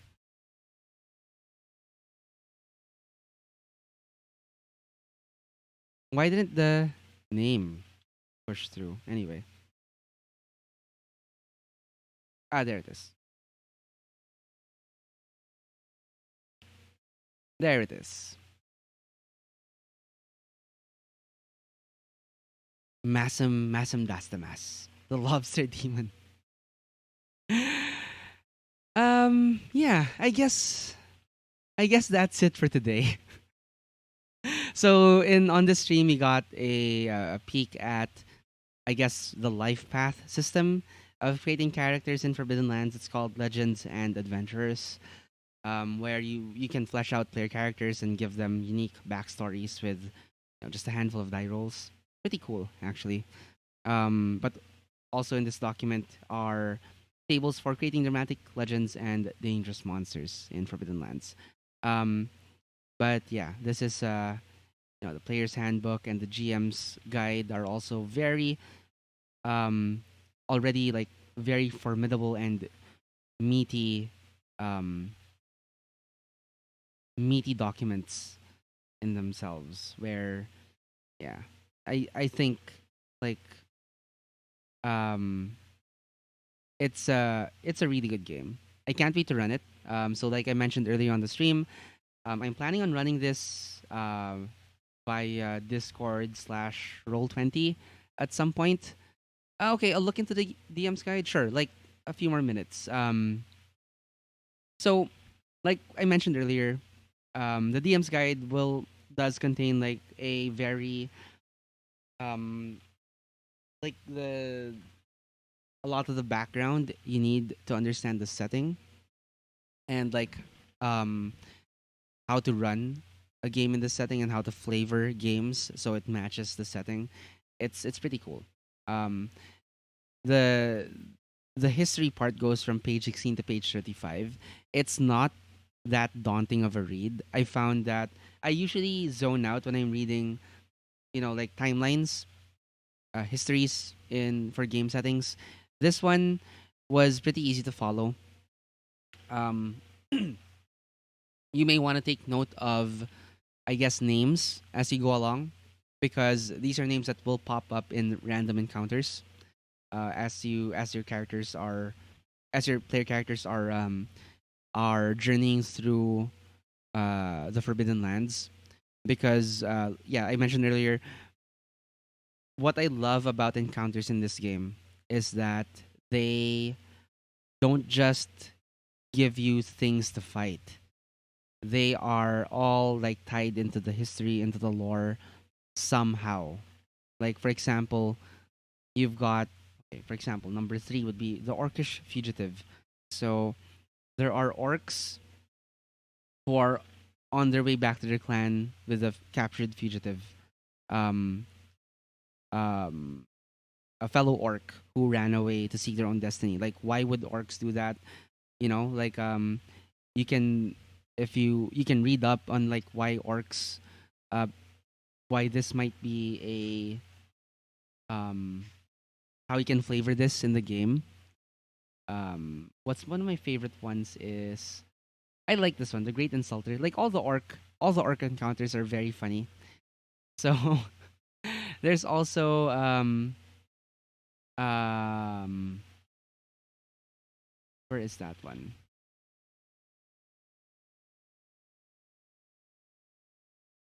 There's a pretty cool one here.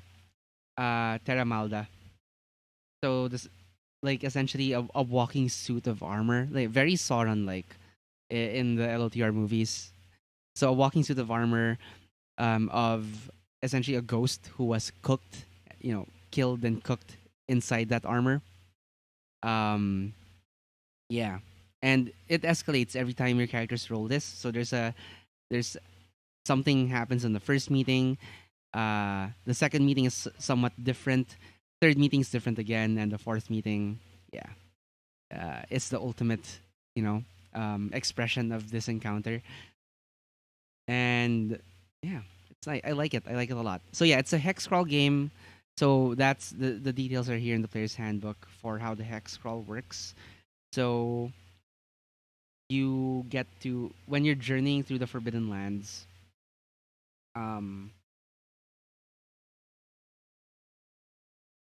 you are yeah, you're essentially going from hex to hex. Oops. So you're going from hex to hex, and every time you transfer to another hex, you make a what roll is it? Um, you make a lead the way roll, which is what skill is this? A survival roll. Yeah.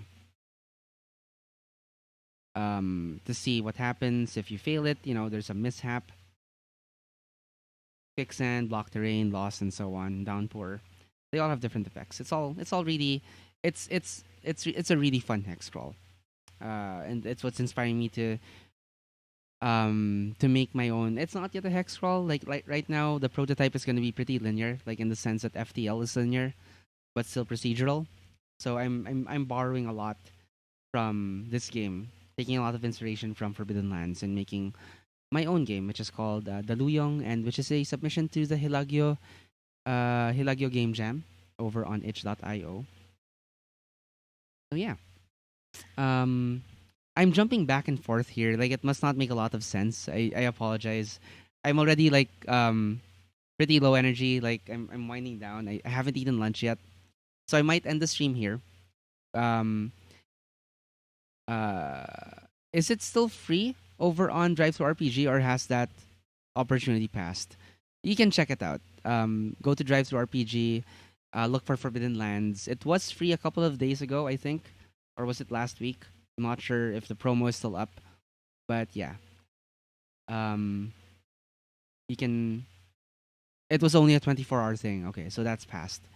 So yeah, it's a really good game. I want to run this on Dicecast. Hopefully, put a stream together with a more or less consistent cast of characters. I know some of you have already volunteered, but I'm putting this out there. Um, if you're interested, let me know. Like DM me over on Discord, or on the Dicecast Discord. That's Dicecast. If you're not on there yet, all you got to do is go to dicecast.show/discord, and that should point you over to our Discord server. Um, yeah, join. Let me know if you're interested in playing Forbidden Lands over here on Dicecast. Being on stream with me, it's gonna be a fun time. I'll do my best to make it a fun time for everyone involved. And then yeah, let's work out the schedule. Right, I'll probably post dates when I'm available to run, and yeah, like hopefully um you guys you guys will be free too, and yeah. Um, so yeah, to be clear, this is an online game. I'll be running it over Roll20, through Roll20 and Discord. Um, So yeah, if possible, like yeah, please have yeah, have a uh enough bandwidth to join in webcam. If webcam would be best and would be much appreciated. Um, yeah, that's pretty much that is pretty much it for today. So yeah, if you're interested, like I said, message me over in Discord. Let's talk. Let's see what we can do together. Um, and I'll leave you guys with that for today. So I want to say thank you again to everyone who tuned in. A bunch of people joined us in chat today.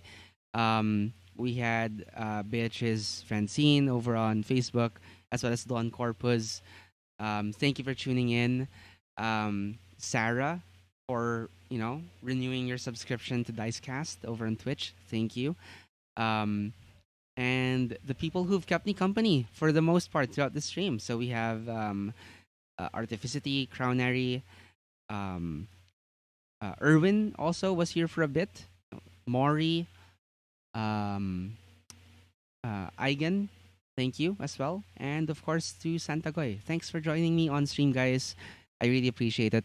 I do have to step out. I'm going to have some lunch and then get some rest before work. And hello, Rachel. Hello to you as well. So thanks for listening in behind Eric. That counts. That counts in my book. So yeah, have a great day. Um, I'll see you guys next stream. Not sure when that will be. Might be tomorrow or might be Friday when I pick up again doing the Hilagyo game jam. Um, I'm not gonna eat on stream. Uh, it's I'm not like I guess I'm not that comfortable doing that just yet. Besides, like I just have fried rice and coffee and bicho bicho, so it's nothing. It's nothing really to look at or to brag about, I guess. So, but yeah, you guys have a nice rest of your day wherever you are. Um, and take care. And I'll see you guys. I'll see you guys next stream. The next time I stream will probably be, furthering the the game I'm working on, the Luyong, which is a seafaring procedural RPG, survival RPG. So yeah, um, I'll play you out with our outro and keep the dice rolling. Um, yeah, bye guys. Thank you so much.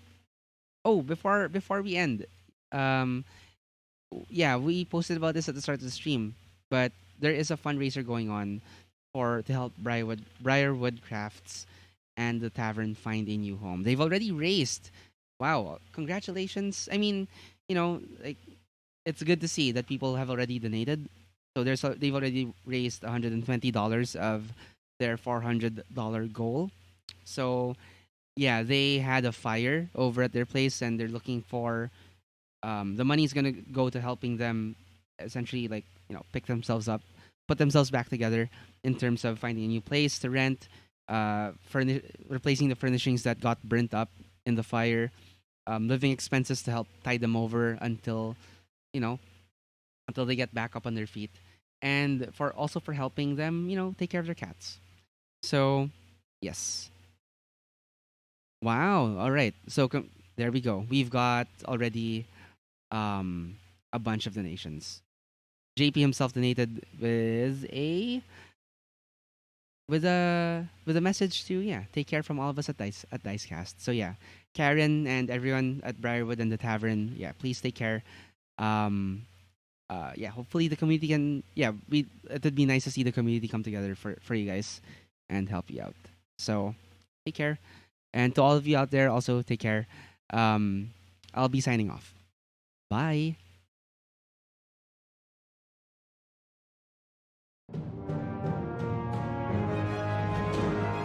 Thank you, Sarah, for for using the command to put up the link. Thank you so much. Mod powers.